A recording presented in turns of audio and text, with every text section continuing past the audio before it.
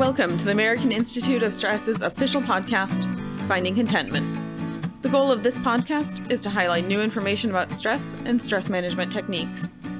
While we understand that stress is a very personalized issue and different for everyone, we hope to help you find your own way to contentment.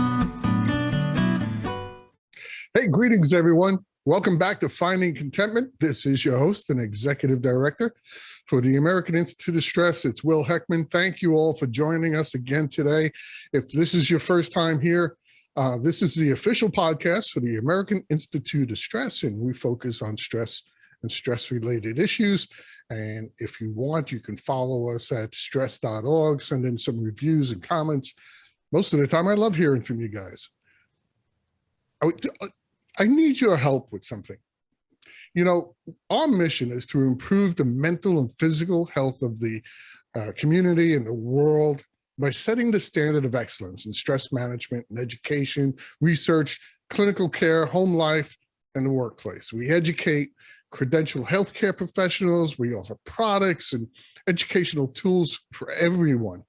We also publish 2 magazines. One's called Contentment, and the other one's called Combat Stress, which focuses more for vets and first responders. And by the way, that just came out. The new issue just came out last week. So go to stress.org and look for Combat Stress. Some great stuff going on in there. But we need your help in order to carry out our mission. We need it with your help by a donation. The Institute is a 501c3 nonprofit corporation, and your tax-deductible gift allows us to continue helping you, along with service members, first responders, and regular people navigate stressful situations, just like you and I, so we can have a happier and more rewarding life. And every dollar is greatly appreciated. There's all kinds of ways you can donate, send in money, start a Facebook fundraiser. I don't know, we'll take Bitcoin. We just need your help.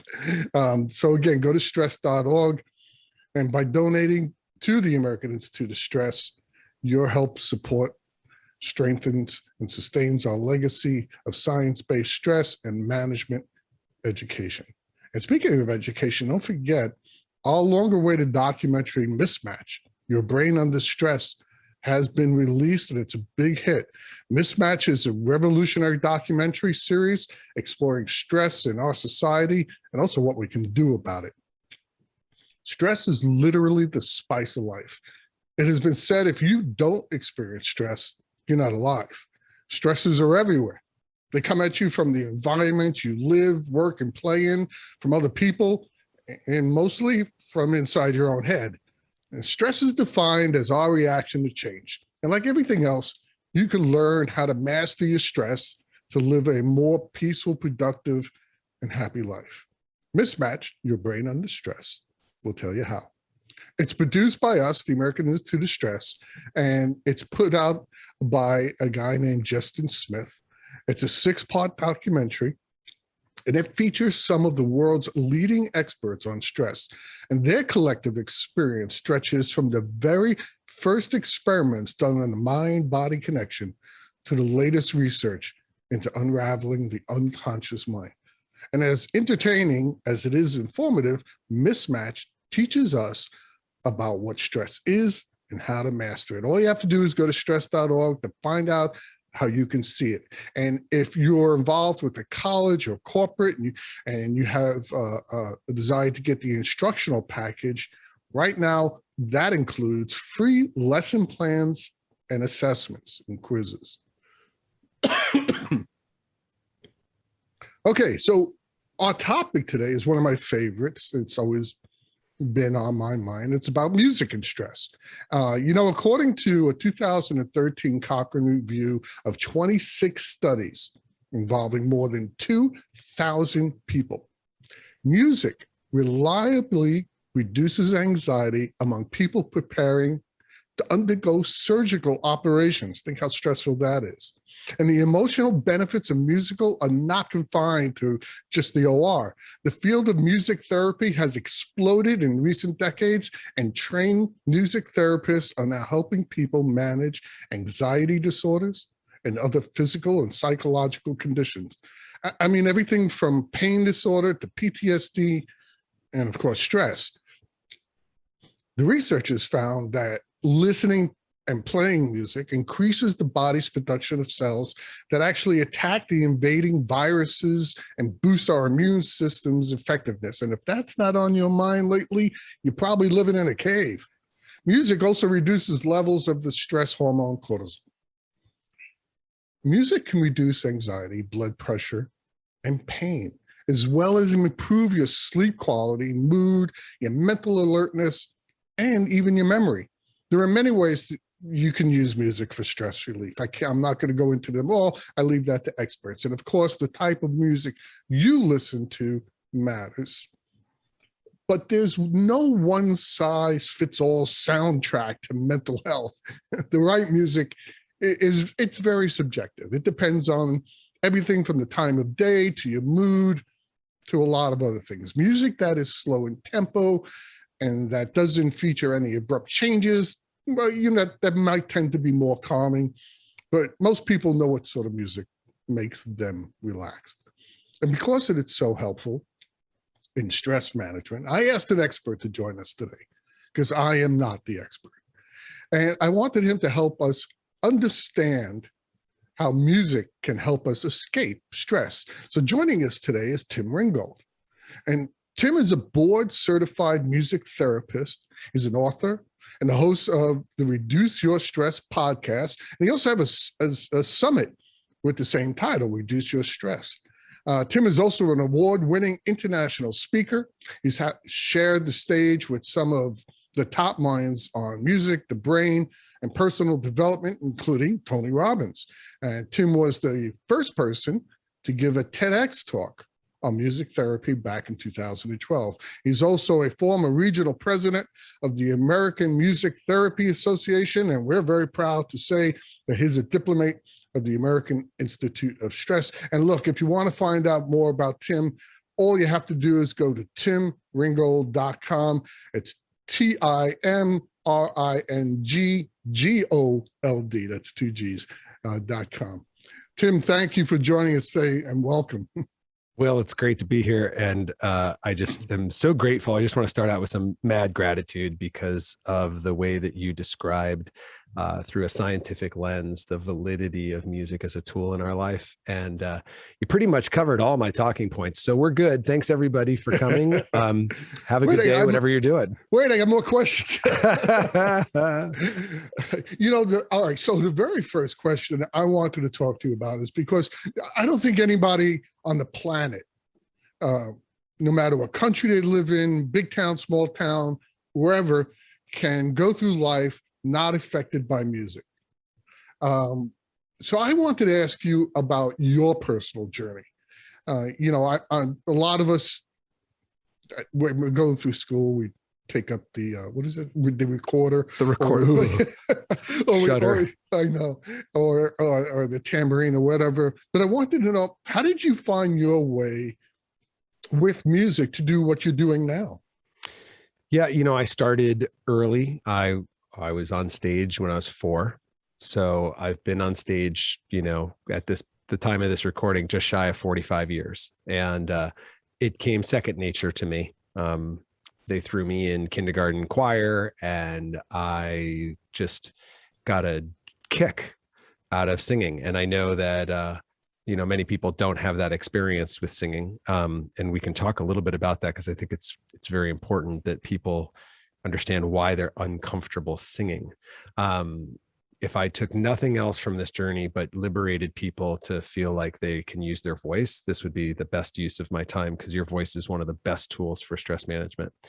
So I just started singing right out of the gate, and it led me all the way to St. Peter's Square. As a junior in high school, I was singing for the Pope during Holy Week, and it was really there during my high moments, kind of my mountaintop moments. But it wasn't until my lowest moment, when I was 22, that I really understood the power of music in my life. I was at a concert, ironically, and just a few miles away, my 5 best friends were murdered. Oh, good Lord. And I come from a small town, so this doesn't happen where I'm from. And I went to 5 funerals in 4 days. that's like Groundhog's Day from hell. I would get up, bury a friend, get as hammered as possible to numb the pain, pass out, and then wake up and have to do the whole thing over again. It was unlike anything I'd ever been through. And as kind of the resident minstrel among my friends, I sang a song at each one of their funerals and memorials as my way of saying goodbye. And it tore me up to do it, but my community embraced me for how powerful and transformational and healing it was. But I didn't know what they were talking about. I was the one delivering the music, so it was just brutal. But the night of the last funeral, I went to another concert. And for the first 2 hours since I had gotten the news, I found peace.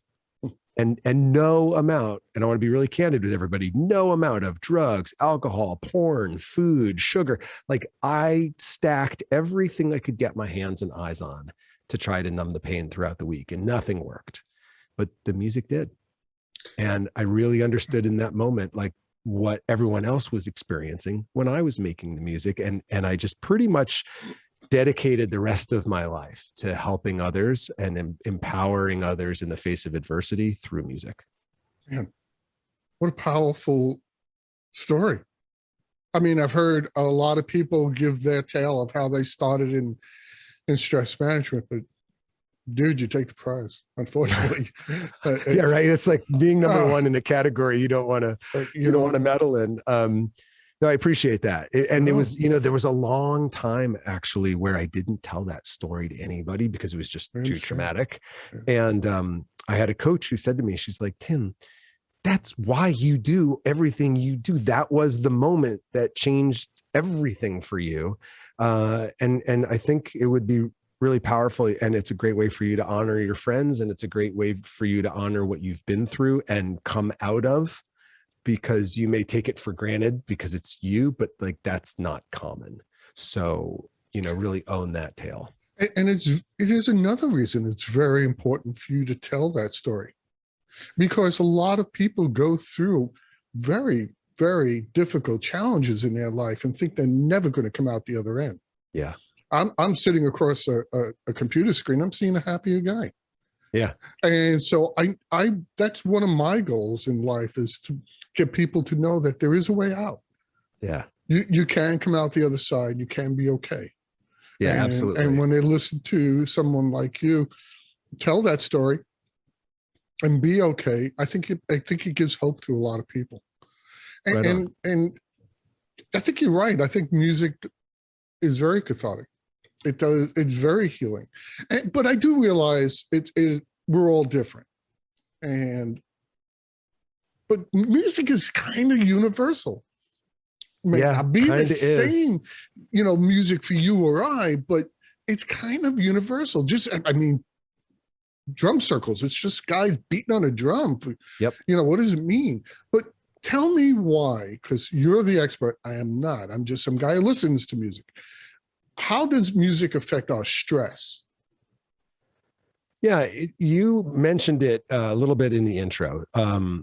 So most of us are just really comfortable. I mean, I don't introduce anybody to music. That's the great part of my job. They already have a great relationship with it. So I just get to kind of turn up the volume on a good relationship. When you're making music, so a couple of things happen. So we know it's good for our mood. We know it's good for our spirit. Everyone just intuitively knows that. What fascinated me when I went back to school was the impact on the brain and the body, particularly specifically under the music condition, if you will.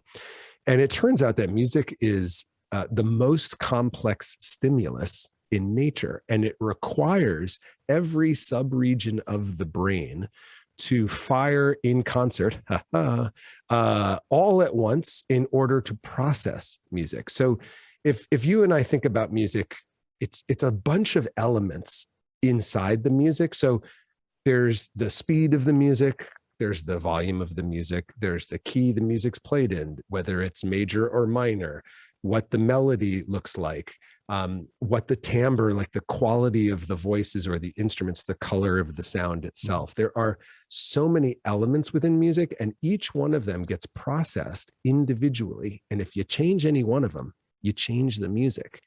And you know this from your own experience, because if you've ever heard a live track of your favorite studio song, instantly your ears can pick up that ambient noise of the crowd.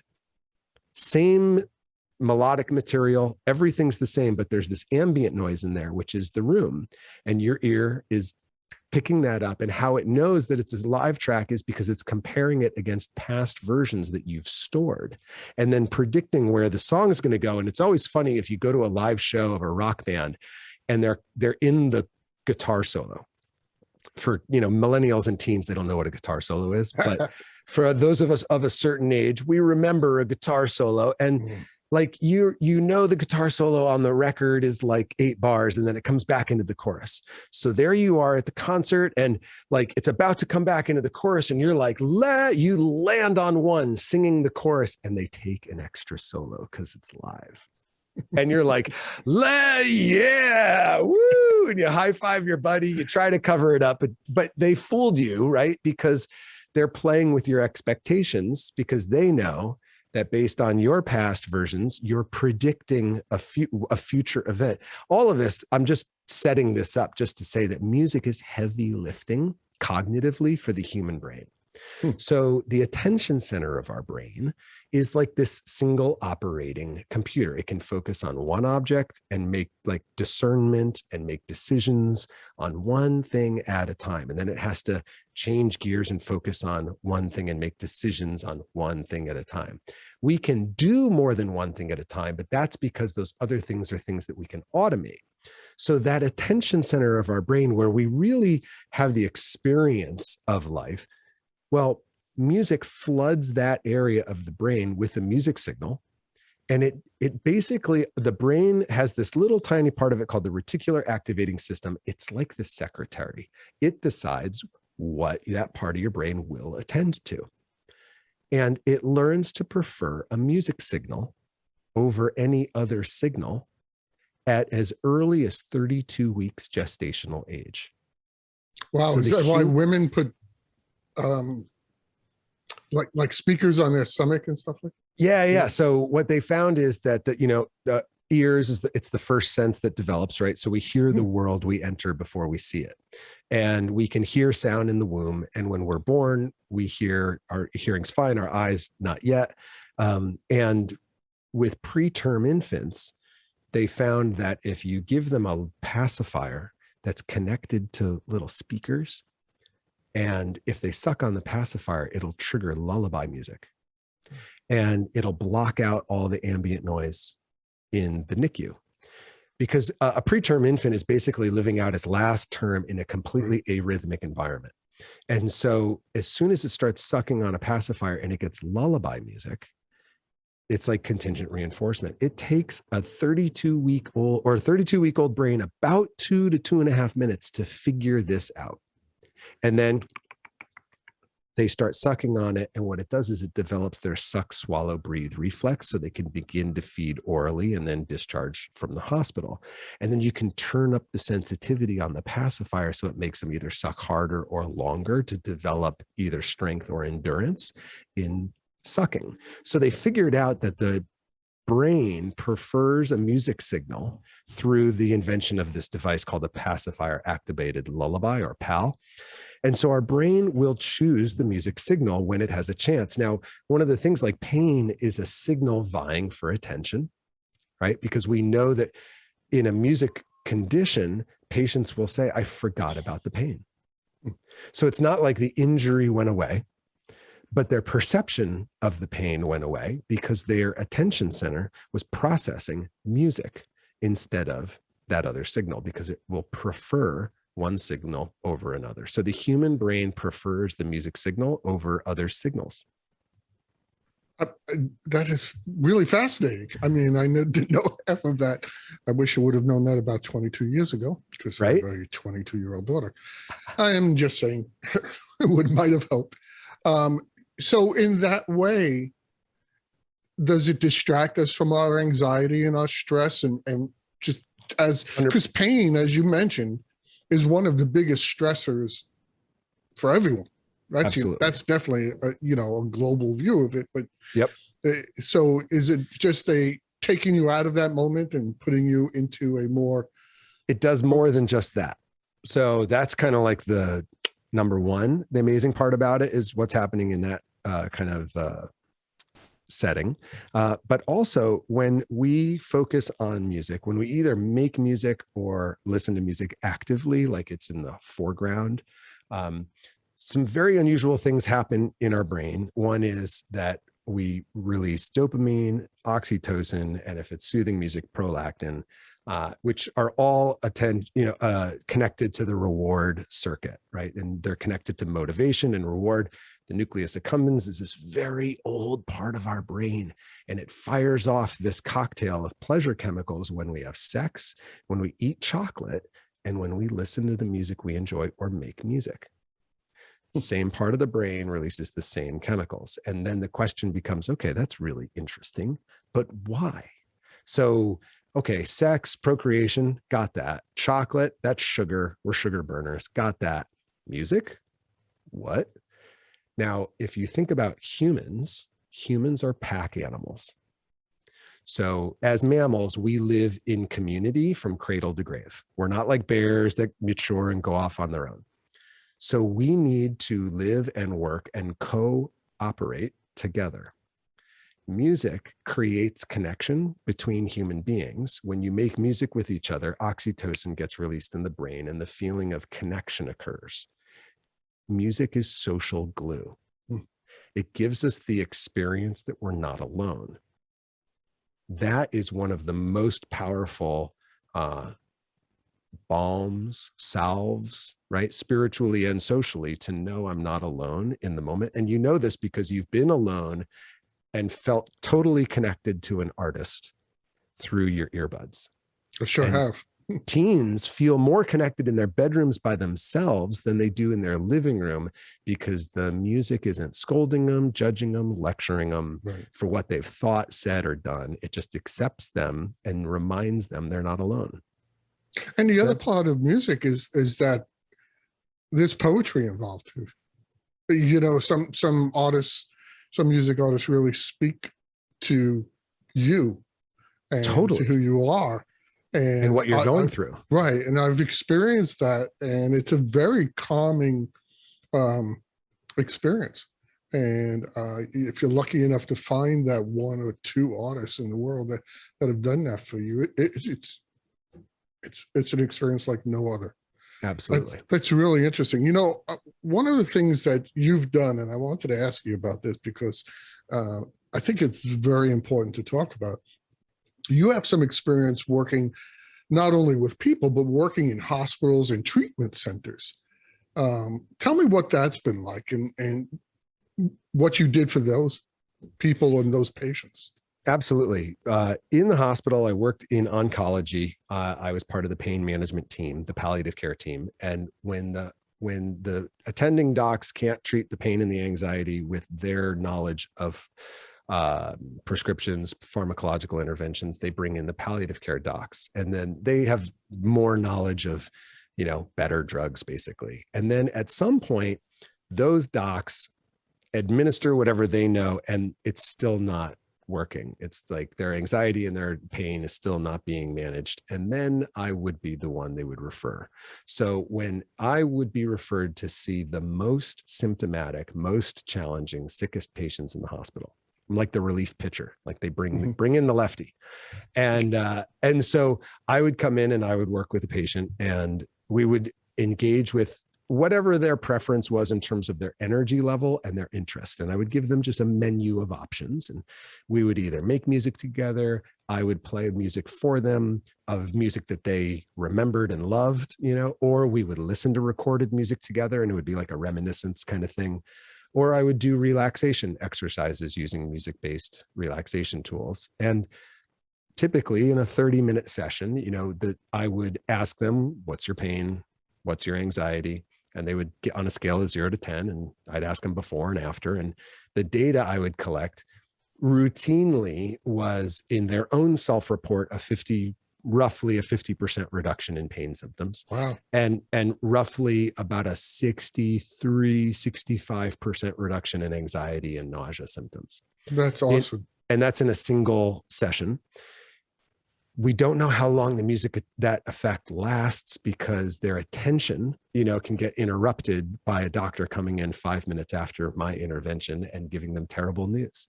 So it's very hard to standardize that care, but it was a very powerful experience for the patients, and the nurses would know to try to leave the patients alone after music therapy for as long as possible, because I was the one person on the treatment team who could finally calm them down, finally allow them to fall asleep, which was really rewarding for everybody involved. In treatment centers, working in mental health, it's a little different. We're working with clients who are struggling with anxiety, depression, self-harm, addiction, and most of that has trauma in the background, which has turned their nervous system on, and now it's stuck, activated. And some great work by Stephen Porges and polyvagal theory. If the listener wants to go do some great learning on how to look at trauma through a new lens, I recommend his research. But what we do in mental health is we're using either, again, live music, interaction, recorded music, or relaxation, and some songwriting, not much. What we're looking at is 5 key outcomes, and they spell an acronym. So it's really easy to remember. So if you can think of the word sober, music, when you make it live, it helps you to stay present because it's time-based. So if you and I try to snap together and you just try to snap with me, now you have to be focused in the present moment because you've got to match the tempo, right? So just even percussion, even without lyrics or melody or harmony, just tracking tempo in real time and moving your body to keep up, your attention has to be in your body because you're using it to make sound. So music making allows people to stay present effortlessly. They're not thinking about staying present. They're thinking about staying on the beat. So it's an easy tool for staying present. Music allows us to open up and express emotion, which is just energy in our body. And as we move our body, we move energy out of our body without having to talk about it, because words are not always the best tool in therapy, particularly for trauma. Music allows us to be creative because you're creating sound. And creativity is the muscle we use to solve problems. And people in mental health treatment are struggling with problem solving, how to regulate their emotions, how to regulate their relationships, and how to manage their past. So as you build your creativity muscles in music making, you build the part of your brain that's connected to problem solving and frustration tolerance. Now, I can guarantee you, nobody realizes that when they're banging on a drum, but that's a key, life skill we all need is problem solving. Music allows us to escape stress in a healthy way, because let's face it, sometimes the stress is right here in the moment, and Calgon, take me away. We just want to escape, right? So that's why we reach for our phone or our fridge, right? What we're looking, or our TV, like the Netflix button, we're trying to escape whatever's on our mind. And so one of the things we teach them how to use is what's called a power playlist. It's just 3-song playlist, not like one of those endless Spotify playlists. That's great. But the power playlist is only 3 songs. It's 3 songs that are particularly inspiring to you, that fire you up, like Rocky level fired up, right? Whenever stress strikes, you get away from whatever screen you're looking at, because inevitably there's a screen involved, it seems, and you go put in your earbuds and you walk to the beat. 3 songs, it's roughly 10 minutes. Just go for a walk to the beat, hum along with it. By the time you get back, your nervous system will have reset, and you'll be able to be at your best, and you'll be able to be solving problems from a creative and connected position, not a reactive, protective position, which is the difference between the stress response and the relaxation response. And then the last one, the R, is reconnect. And we talked about this before. Music allows us to connect with others.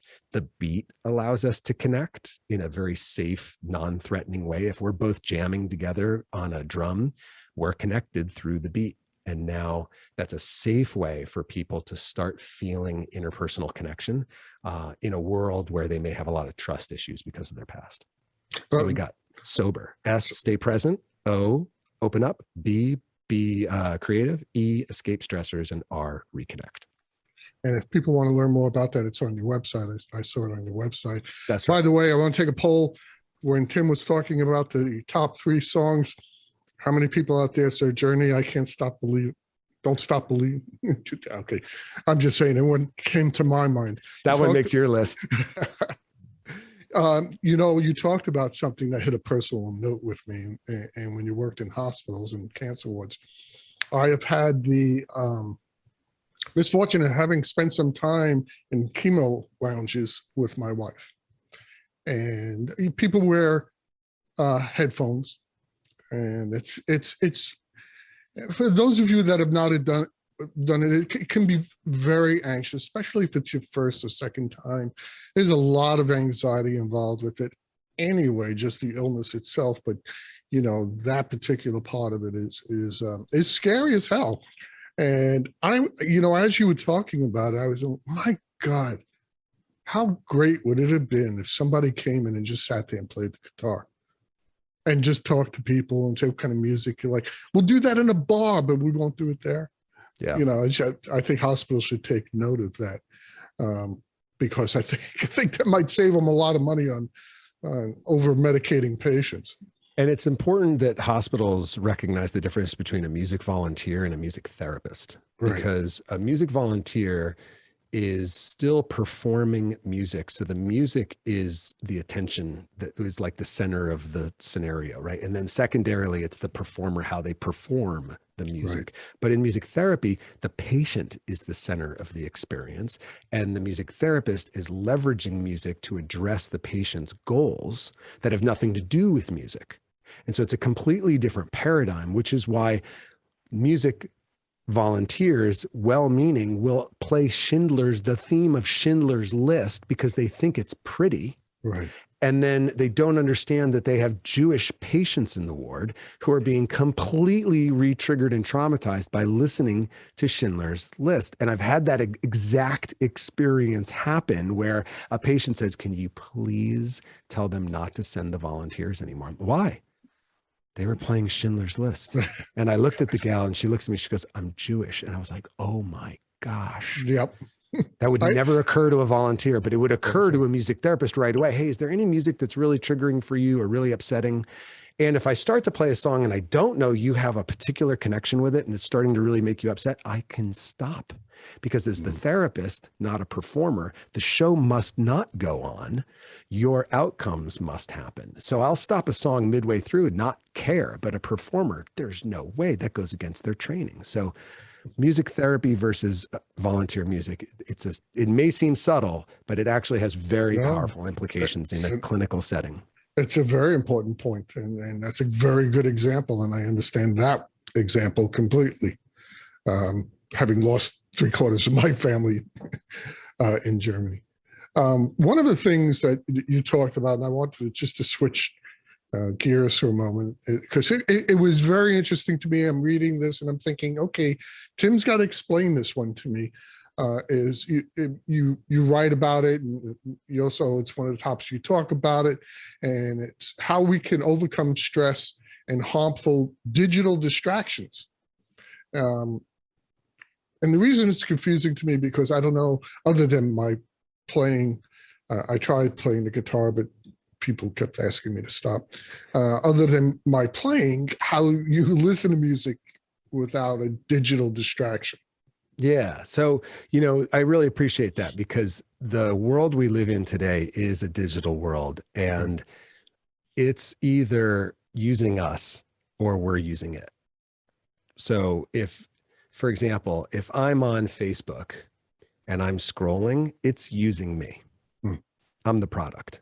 And the research is pretty clear at this point, particularly for adolescent females, 30 minutes a day on social media causes clinical depression in adolescent females. It's not even correlated. It causes it. And that's, in research, you can't throw around the word causes lightly. Yeah.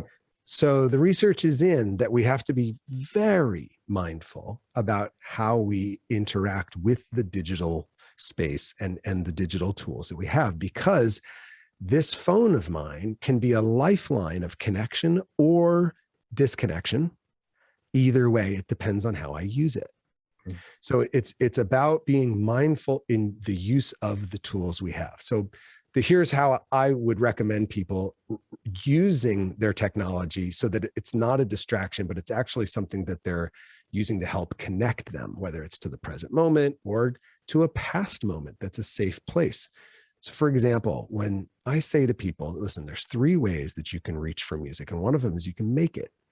Now, what comes to mind is going to the store and buying a guitar, or, taking lessons. You can do that, but that's not for the brain. That's not what's required for making music. The only thing required for making music is engaging my body in some way. So check it out. If you can tap, snap, clap, hum, rap, sing, or even scratch, as long as you're using your body, what's happening is you're having to send all these signals, gross and fine motor movement, coordinating them to either an internal rhythm or an external rhythm you're listening to. And you're having to do some sensory motor planning and execution. That right there puts you into the present moment, which is the most empowering place for your mind to be.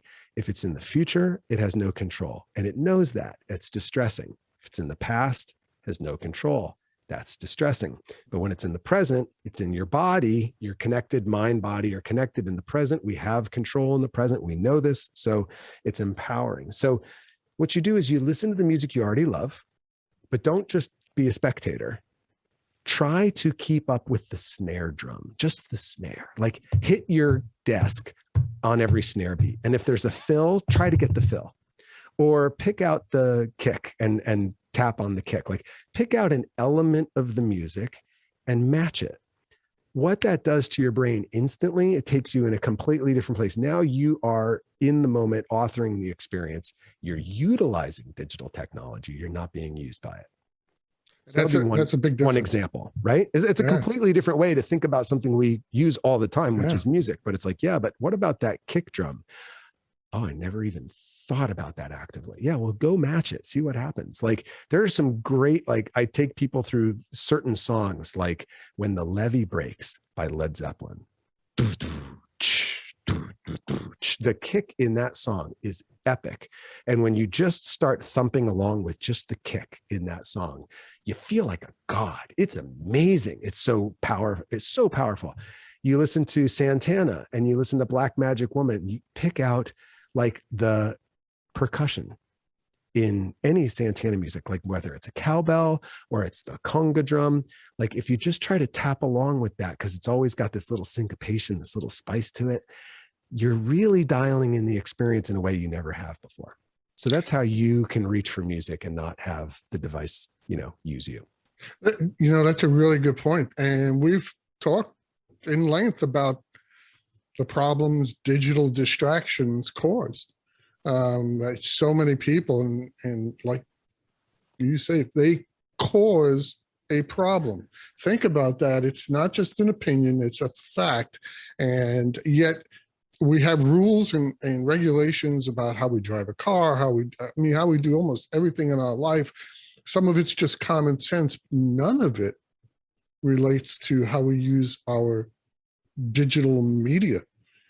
Even if it's not, Facebook or whatever social media you're on, even if you go on YouTube, you can fall down a pit of despair just watching the wrong videos. So absolutely, pick a music video. Yeah. And they're there. So like, for example, watch them all the time. our humans typically have this golden decade of music, which is about 14 to 24, right? That's exactly right. Okay. It's the soundtrack of us coming online as an adolescent, as an individual, like who am I as a self? And what am I about? And what's my story? And what's my soundtrack? And that then we start to form groups in, connection with that music. So the metalheads start hanging out with each other, and the punks start hanging out together, right? And so you start to find identity that way. So it's this very powerful experience. Now, for those of us of a certain age, when YouTube didn't exist when we were teens, we just listened to records or cassettes. But if you go onto YouTube now, you can watch live versions of any song you've ever loved someone's uploaded a live version of it on YouTube, and you can see your favorite artists playing that music either much later in life or an old grainy recording from way back in the day. And you will have such a powerful experience of reminiscence. And sometimes, again, the present is where the stress is. So we need to take a break from the present. We can mindfully use that technology to reconnect. So Led Zeppelin was the soundtrack of high school for me.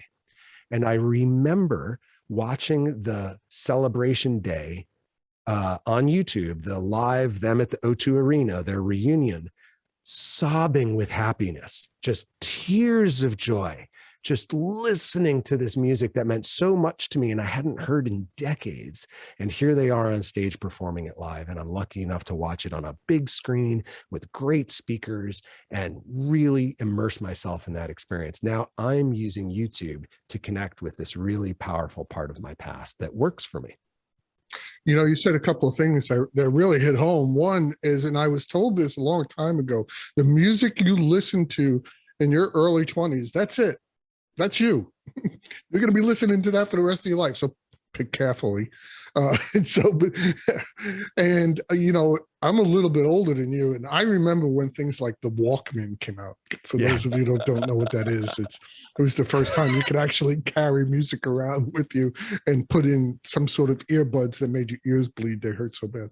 But you lived your life like a movie. You had a score to your life, and it made such an enormous difference. You also said, you know, what an experience it was to go to that concert, to be involved, and think about that.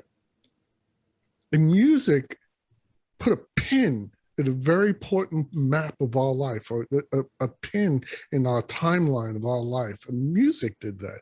So if you're thinking that, okay, it's just music, I bet you can remember things just by a song coming on. Well, I was going to say the radio, but whatever way you listen to music, if you listen to a Stevie Wonder song, brings me back. Absolutely. And it taps into memories that you are there. You've stored all the data. You just didn't have a reason to retrieve it. And when the music plays, it's like a little tab on a memory marker in your file cabinet. It opens the file and all that information is there for you to retrieve. And, buyer beware. Like, you'll notice also that if you go back and you listen to certain records, like recently I listened to an Alice in Chains record that I hadn't heard since college. And it was actually kind of a rough time in my life when the year that this record came out. And I put the record on, and of course it brought back the memories, and I really had a negative experience. Mm-hmm. And this is important for people to understand. Music is powerful, and it can elicit a negative emotion or a stress response if there are negative events attached to the music. So that neuroassociation is something to be aware of. And this is something I coach people who are in recovery. Your party playlist needs to take a break for several years before the neuroassociation between the music, the memories, the feelings, and the behaviors kind of start to atrophy. Luckily, there's a universe of music to listen to. But if you have music that is connected to negative events, understand that is a very real connection. It can trigger very real feelings, very real distress.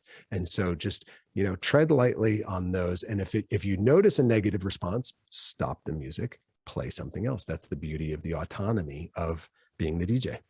One of the great things that you talk about is about reach for music to manage stress. You even mentioned it before, like people who are under enormous stress or going through very acute situations where they are reaching for all the wrong things, because it's I don't know why we do it as humans, but we reach for the wrong food, or we reach for booze or drugs or cigars, or in my case, sometimes ice cream. They work. That's why they work in the moment and the part of our brain. So just when we're stressed, like the stressed brain craves, what does it crave? Relief. Right. It doesn't care whether it's legal, healthy, socially acceptable. It's a very primitive part of the brain that's trying to problem solve. And there's this great doctor named Gabor Mate, who is very big in the addiction world. And he says, addiction isn't a problem. It's a solution to a problem. So when we reach for all these behaviors or substances, it's because there's a problem. The house is already on fire and we're trying to put out the fire as fast as possible. And so, oh, grandma's quilt, don't care if it's grandma's quilt. I'll cover the flames with it. If it puts the flame out and I have to burn the quilt on the way, I'll burn that quilt, because that's the part of the brain that just wants to solve the problem fast. It's just that the fallout afterwards is bigger than the problem before, but the part of the brain that's stressed doesn't know, understand, care. It's not connected to that part of our brain that understands future consequences. So for those of you who are stressed, when you reach for, everybody reaches for something when they get stressed. That's your brain's way. It's working. It's doing what it's supposed to do, which is it's trying to regulate, it's trying to relieve, it's trying to relax. And it's just, it doesn't know that that thing that works in the moment is bad in the future. And it's the part that's behind the wheel when you're stressed, which is why you want to try to regulate your stress as much as possible and turn off your stress response throughout the day.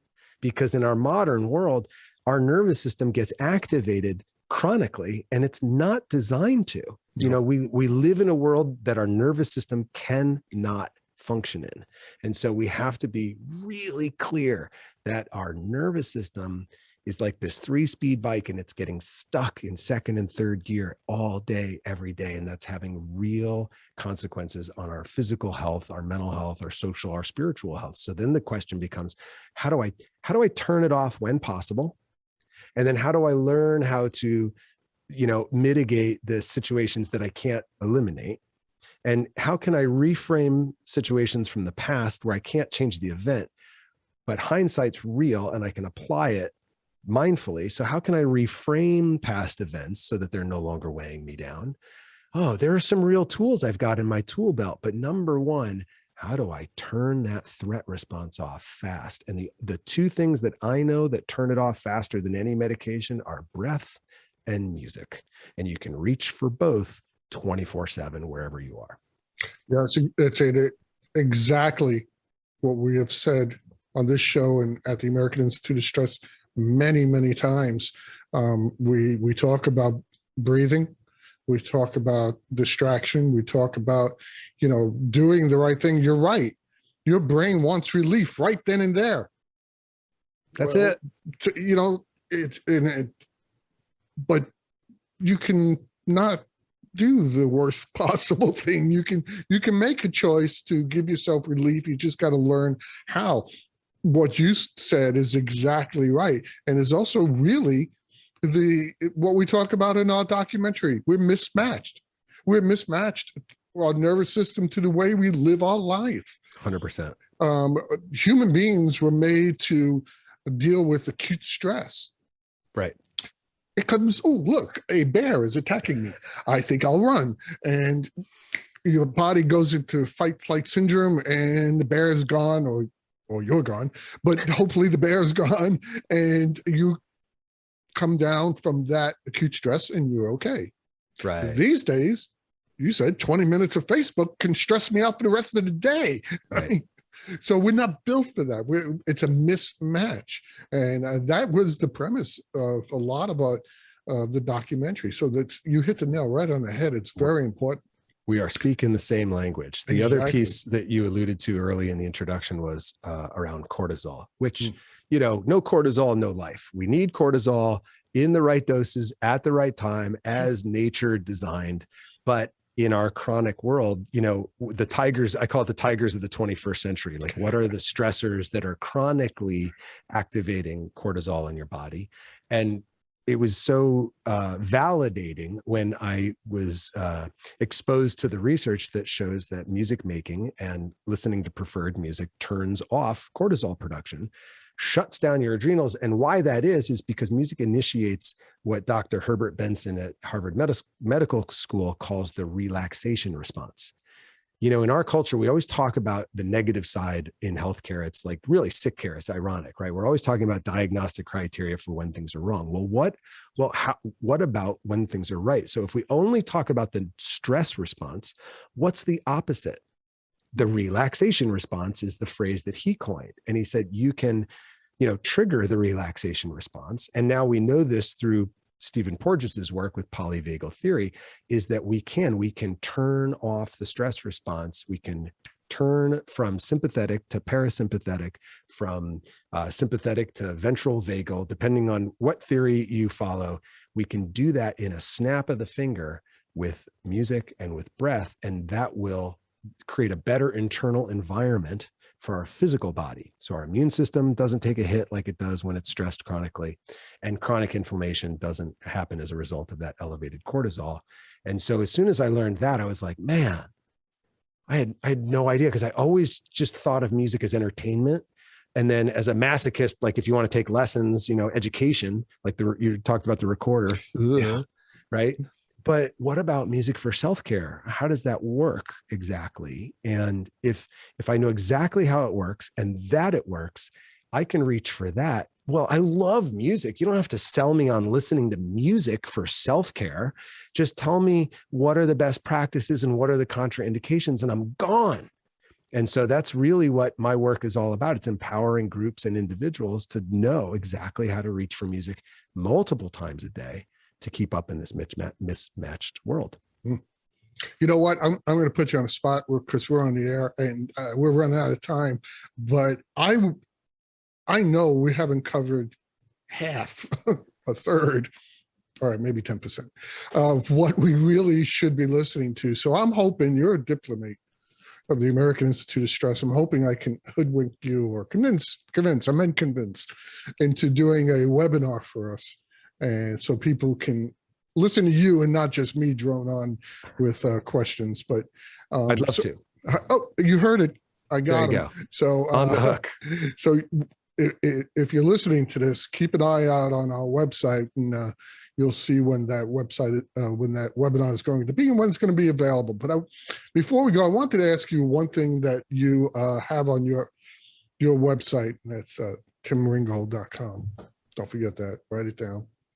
You offer something on your website I thought was a great idea, and you sort of alluded to it. It was very interesting. It's called the Relaxation Vacation. Yeah. Okay, what is that all about? Tell me what that, because it just sounded so good. It's got a great ring. Just saying it sounds. You guys are the Relaxation Vacation. Yeah. Well, in my studies, one of the things we learned, we call it either guided imagery to music or musical imagery as a technique or a protocol, where we use music to slow down, calm down the nervous system, create kind of an audio pillow or buffer so that incidental sounds don't interrupt your attention. And then we walk you out of the present moment back to a place in your past of your choice where you felt safe, healthy, connected, happy. Walk you through that experience in a very particular way. There's a protocol for it. And so that you experience that your brain releases all of the same chemicals that it was releasing in that moment. And so you are now in that moment, like completely physically, you're in that moment. Your body is now being showered in the same biochemical soup bath that it was when it experienced it the first time, and then lead you back out of that. And what they found is that it's immensely effective in oncology for helping people go through that journey. But again, Dr. Benson, love Dr. Benson over at Harvard, in his book, The Relaxation Revolution, he created an entire protocol around this and has been studying this for literally for decades. And what he coins it is called remembered wellness. Now, what happens is and this is Dr. Benson at Harvard. So it's like gold standard of, I'm paying attention. He's even to the cellular level, your body will reorganize based on the experience it's having. So if you create the experience from a time when you're healthy, your body begins to reorganize as that healthy self. Wow. That's powerful. Yeah, that's amazing. It's amazing. That can happen. You don't really think that some kind of stimulus can affect you on a cellular level. Right away, we think the only way it's going to happen is if we take drugs or if we do, something very invasive. We've been well trained. Yes, we have. So when you go to my website, Yeah. what I did is, so I've been leading the relaxation vacation for, thousands of patients and clients. And I had a cancer patient say to me, "Do you have this on disc?" And I said, "No." She got really mad at me. She said, "Where are you going to be at 2 a.m. when I need you?" And I was like, whoa. Good point. Yeah. So she kind of schooled me. So I recorded it. And now it's available on my website as my gift to anybody who stops by. Just, you'll see, right, you get to my website, there's my big bald head smiling, and it just says, "Want to take a relaxation vacation?" And you'll say, "Why, yes, Tim, I haven't taken any other kind of vacation in 18 months. So put your name and email address in there. And that's my gift to you." Tim, thank you so much for doing this. My pleasure. Thank you for having me. One of the best conversations I've had for a while. I love talking music. I love talking stress relief. I do it often, believe it or not. As executive director, I seem to have a lot of conversations. And the funny thing is, people ask me about advice. I say, "You're asking the wrong guy." But I know people like Tim Ringgold. So go to timringgold.com and maybe you can learn how to manage your stress a little better. So thanks again for doing this. My pleasure. And I look forward to our webinar. And that's going to be it for today, because I don't want to go too long, but thanks so much for taking the time to talk with us, Tim. And this has been your host, Will Heckman. I want to thank you all for joining us today. Don't forget, please follow this podcast and just send in those reviews and comments if you like. And remember, as I said in the beginning, your support is what helps keep making these podcasts possible. And I want to remind everyone, just as stress is different for each of us, there is no one stress reduction or management strategy that is right for everyone. And that means you need to join us next time as we explore more stress management strategies and insights. And remember to visit stress.org, gather some information, tools, and techniques to help you live a healthier and happier and a longer life. And I hope the information that you heard from Tim and myself today will help you find contentment. Good day, everyone.